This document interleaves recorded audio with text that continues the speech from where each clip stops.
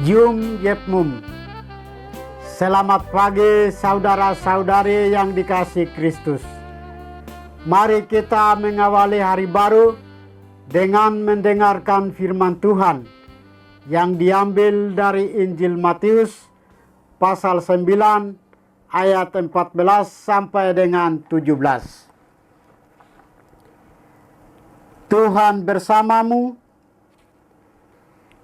Inilah Injil suci menurut Matius.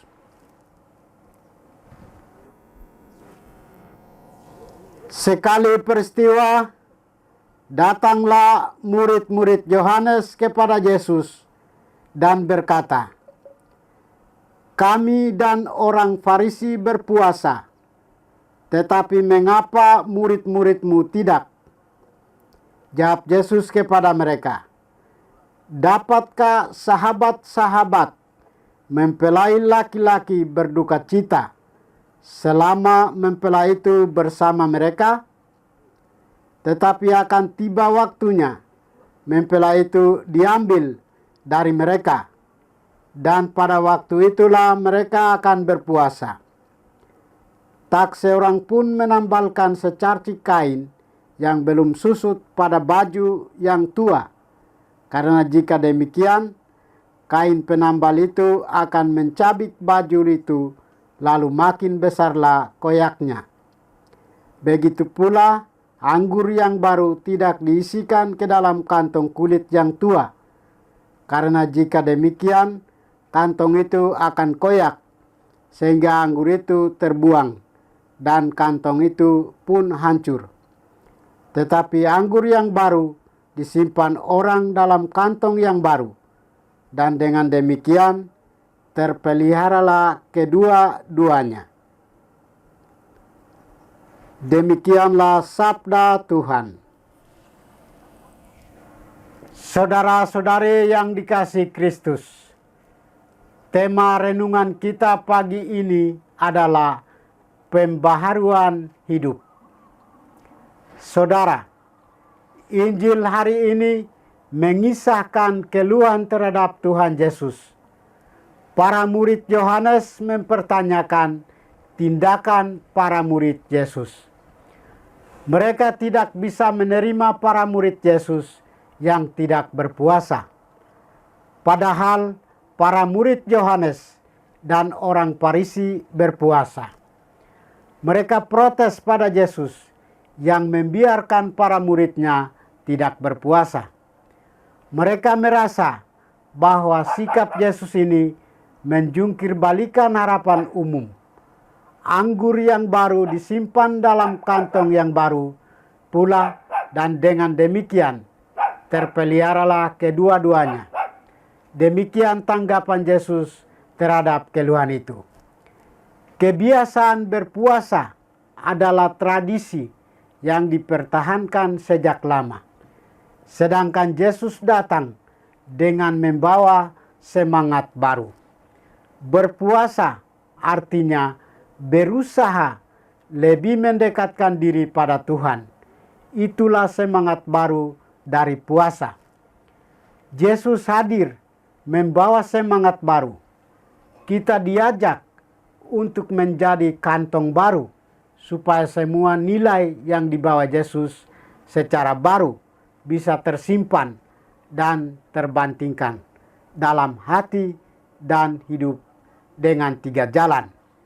Pertama, mintalah rahmat. Dalam kultur Yahudi, kantong anggur didesain khusus, yakni diberi lapisan minyak yang menjadikannya lembut, lentur, dan fleksibel, sehingga ketika dituangi, anggur akan mengembang dan menyesuaikan diri. Seiring berjalannya waktu, lapisan minyak dalam kantong semakin berkurang, sehingga menjadi tidak lentur lagi, tua, keras, dan kaku. Dengan kata lain, kita perlu minyak dalam hidup ini, dan minyak itu ada dalam aneka sakramen, baptisan, krisma, minyak suci, dan imamat yang diterima. Kedua, Berbelas kasihanlah setiap saat. Ia mengajak kita menjadi orang yang tulus dan bijaksana, yang siap berbuat baik, bukan karena mau dipuji atau dianggap baik seperti karakter orang Farisi, tapi karena memang sadar bahwa inilah yang diperlukan supaya kita lahir baru. Ketiga, percayalah sampai akhir hayat. Ia mengajak kita untuk beriman penuh dan menyeluruh kepadanya setiap hari. Kualitas iman inilah yang membuat kita semakin mantap untuk selalu menyimpan dan merawat semua sabda dan karya kasih-Nya dalam kantong hidup harian kita yang baru. Saudara, dengan tinggal bersama Yesus, para murid-Nya sedang dekat dengan Tuhan. Mereka sudah mencapai apa yang dituju dengan berpuasa. Oleh sebab itu, tidak lagi diperlukan puasa. Orang yang percaya kepada Yesus dipanggil untuk menjadikan semua kegiatan di dunia ini sebagai sarana untuk mendekatkan diri kepada Tuhan. Itulah cara pandang baru dari Yesus yang hendaknya dihayati oleh yang mengimaninya. Amin. Marilah kita berdoa. Tuhan, pagi ini kembali kami naikkan syukur dan permohonan. Terima kasih sudah menjaga kami saat kami tidur maupun bangun. Terima kasih untuk udara sejuk dan segar pagi ini. Bukalah mata hati kami, mampukan kami memandang kemurahan dan karya-Mu, serta memuji dan memuliakan-Mu melalui pekerjaan dan pelayanan kami hari ini. Bimbinglah kami selalu untuk menyadari kesalahan kami dan bertobat, sehingga kami sungguh rendah hati, mau membuka hati dan siap menerima rahmat-Mu yang tinggal dalam hati kami. Kristus terang dunia, berkatilah keluarga kami, jadikanlah kami alat kasih-Mu, dan pantaskanlah kami menjadi hamba-Mu yang setia.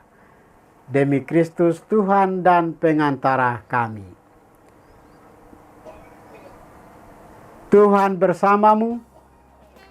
Semoga kita sekalian, orang-orang yang kita kasih dan doakan, seluruh aktivitas kita hari ini dilindungi, dibimbing, dan diberkati oleh berkat Allah yang Maha Kuasa.